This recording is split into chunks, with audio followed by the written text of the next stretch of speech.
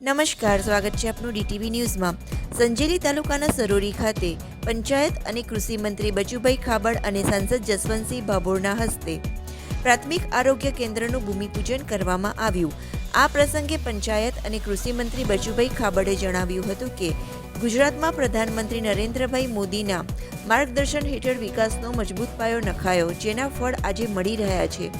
ગુજરાત એક એવું રાજ્ય છે જ્યાં દરેક ક્ષેત્રે હરેક માટે વિકાસનું શ્રેષ્ઠ આયોજન થાય છે। તેઓએ એમ પણ જણાવ્યું કે રાજ્ય અવિરત વિકાસના કેન્દ્રમાં સામાન્ય જનો સર્વાંગી વિકાસ થઈ રહ્યો છે અને આ દિશામાં રાજ્ય સરકાર દ્વારા સર્વાંગી વિકાસ માટે સઘન આયોજન કરાયું છે। ગ્રામ્ય સ્તરે પણ મલ્ટી સ્પેશિયાલિટી હોસ્પિટલ નિર્માણ પામી છે।